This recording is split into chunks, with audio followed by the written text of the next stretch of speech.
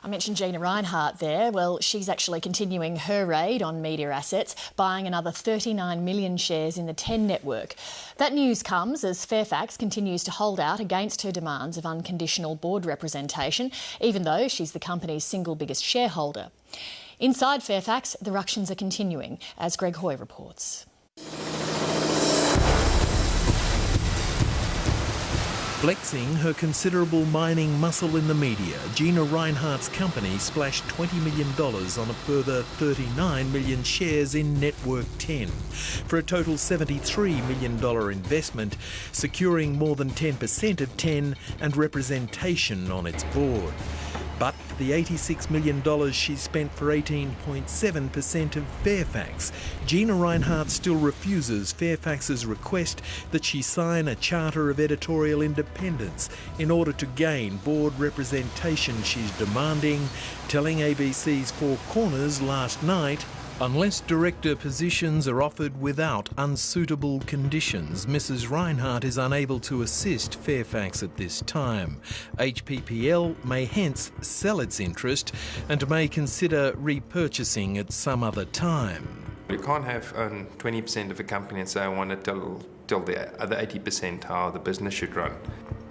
Gina Rinehart is Fairfax's largest shareholder. The second largest is the Allan Gray Investment Fund, whose chairman is Simon Murray. You should have also the support of at least a majority of shareholders. And I think to get that, she has to show everybody else that what she will do will be in their interest, not in her interest. And advertisers, amongst others, would agree. Australia is a good place because of the freedom of the press. Sign it. If you really want to have an influence, sign it. Work within and make it all work. It's just as simple as that. Restructuring at Fairfax continued apace today with the appointment of Fairfax veteran and recent Christchurch Press editor Andrew Holden as editor of The Age, where the Charter of Editorial Independence, he argues, remains sacrosanct. I think it's had extraordinary value and I can't see any reason why you would want to drop it. What it does is it defines age journalism. It's Andrew Holden who will oversee the Melbourne end of Fairfax's sudden urge to downsize for the digital age. Some think Gina Rinehart should take much of the credit. She's actually been a great catalyst, forcing the company probably to face up to some realities. What's really galvanised them into action to do something now, and they are to fire 1,900 people, is really to protect the board position of the 8 members of the board. Because the market, even though it is changing, has not just changed in the last few weeks. Others suggest such changes at Fairfax have been planned for months. There was further debate today over Gina Rinehart's threat that unless she gets her way, she may sell all of her shares in Fairfax, devalue the stock and perhaps buy them back at a cheaper price later on. The first question this raises is it legal to manipulate the value of shares in such a manner? 7:30 contacted commercial law experts across the country today, all of them unanimous in their view that Mrs. Rinehart was acting perfectly within her legal rights. But the second question that this raises is this a hollow threat? And certainly the second biggest shareholder at Fairfax thinks that's precisely what it is. Look, I don't think that's something that really concerns us. If she doesn't want to be on the board, let her sell the shares. Because all that will happen is she'll push the shares down for a little while and then they'll come back to where they were. That's the way the stock market works. I mean, the fact that she bought 20% of the company hasn't pushed the share up. Ultimately the share price will be determined by the profits the company make.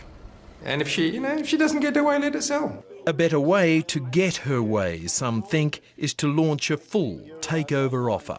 If she's really serious, is make a takeover offer for the whole of Fairfax, and then, yes, she can, I suppose, install whatever editorial decisions she wants. So what might we expect if Gina Rinehart has her way with Fairfax? One indication may be changes made since her arrival at Network 10, even before her latest share raid. I would think at 10 she's getting a far warmer reception, of course. She's been put onto the board. She's got her mate Jack Cowan on the board with her. She's already had a little bit of success getting the Andrew Bolt show up. Looks like the warming scare is dying. As her statement last night to Four Corners put it, Mrs Rinehart suggests that the media should also permit to be published that climate change has been occurring naturally since the Earth began, not just the views of the climate extremists. Check the latest data. The world's temperature last month was below average. Mrs Rinehart added that she hoped Andrew Bolt would consider doing longer programs on Channel 10. So what does lie ahead for Fairfax?